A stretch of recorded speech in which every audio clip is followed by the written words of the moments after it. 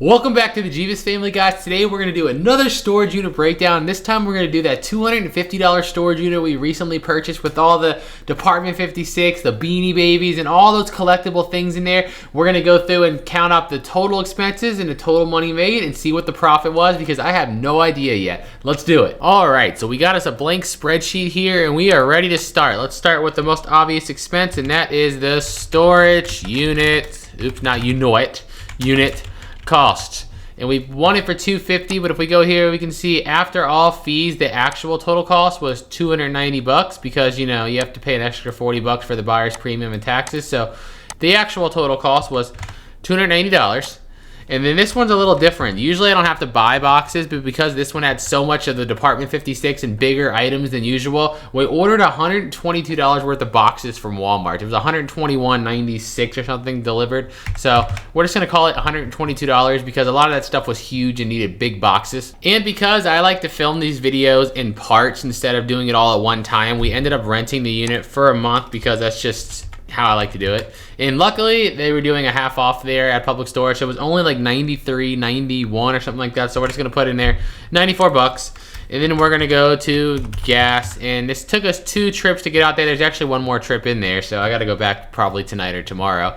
And we'll say it's about 30 minutes from the house, so an hour 3 times, maybe $30 in gas, probably overestimating, but that's okay. Better to over than under. Last 2 expenses, we're gonna put in here bubble wrap because a lot of this stuff was fragile and we wrap it all very well. So we've spent probably a good $50 to $60 on bubble wrap. I'm gonna say $60 just to be safe.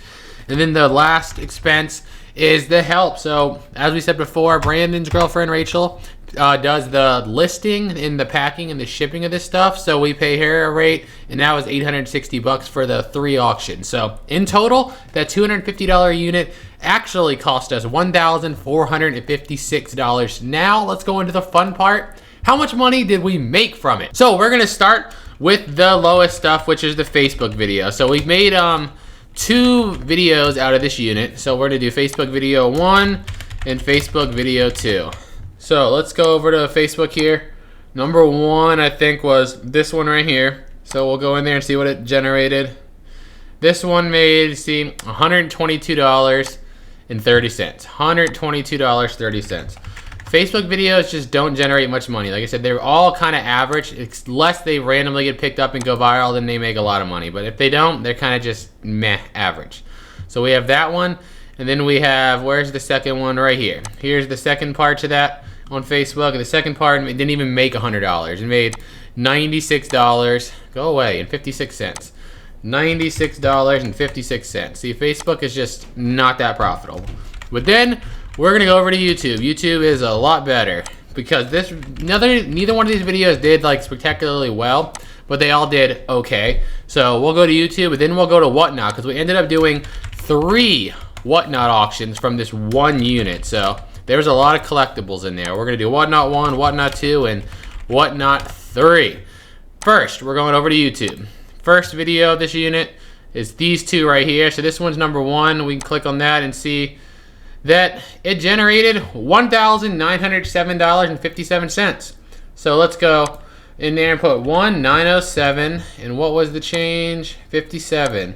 All right, so that video is enough to put us in the green, $600. And then we'll go back to YouTube and go to the second part, which is this one right here. You can see the second part made $1,779. So we'll go back and put 1,779, and the change being 6 cents. Oop, wrong thing. 6 cents. Okay, so now we're up $2,400 without even selling nothing yet. And then we're gonna go into Whatnot and get into the actual sales, which is where the bulk of the money from this unit came from, because this kind of stuff just isn't very interesting to the majority of people, so I didn't expect the videos to do particularly well, and they didn't. They did okay, but they didn't do good. So let's go over to Whatnot. The first auction we had here was May 7th, and as you can see, we sold $3,066, but after the fees and everything, we brought in $2,629.91. So we're gonna put in 2629. I'm wrong. 2629. I have short-term memory loss, I'm telling you guys. 91 cents after the first auction. So bang, that puts us up about $5 grand from that unit. And then that one was May 7th. So then we go to the next one. I think we had one that following Thursday. Yeah, so May 9th right there. Same unit. This one was a much smaller auction. I don't think we filled it up. So yeah, there's only 75 instead of 96. So we sold $2,106, which paid us $1831.31. So we put in $1831.31, bringing the revenue up to $6,900. And then we had the third and final one, which was May 14th, right here from that unit, which was our best one. This was most of the Department 56 stuff and all the Beanie Babies. That generated us $3,900 in sales, which after all fees came out to $3,449. So 3,449, and how much change? 54 cents. And 54 cents. Which means in total, that's $10,360 in profit. So let's talk about a few things here, questions we got from other units. Number one, a lot of people say, do we include taxes? And the reason I don't is because, well, we have an accountant. So one, I don't go in and do all those kind of numbers. The accountant does that. Number two, we pay, a lot of people say, do you pay quarterly? No, we actually do monthly estimates because our income as, being self-employed can vary so drastically month to month that we rather do it like that on a monthly basis. Just so even like if we did that every 3 months, that would be like a huge sum coming out. And like I've had months where literally the 1 month is twice the month before or half the month before. So it varies very, very drastically, which is why we don't pay it on a storage unit basis. This is all per the accountant. I didn't know how to do any of this. When I first started doing this, we didn't have an LLC or anything like that set up. We were just paying giant chunks of money one time at the end of the year, which hurt like crazy. But of course, a couple of years ago, we talked to an accountant. They told us how to set everything up. We made our whole company S Corp, LLC, and everything. So, we get those tax benefits. And she handles all that. They're a pretty reputable company. They handle all that. And so far, so good over the last couple of years. So we're happy with that. But that's addressing the tax question.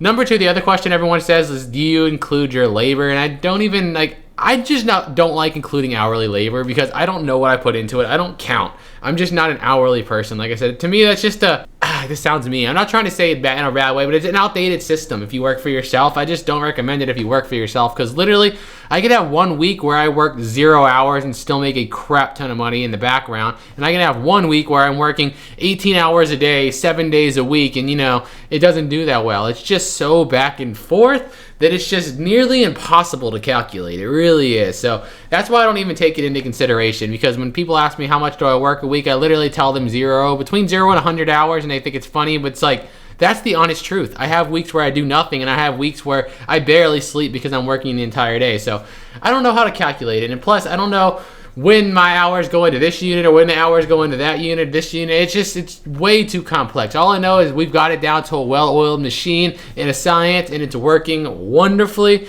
So those are the two questions we get asked the most. So if anyone has any other questions about the business, I can try to answer them in the comments below. Throw them down there. We'll do our best to answer whatever you guys want to know. Thank you so much for watching another storage unit breakdown, another good one. And until next time, peace out.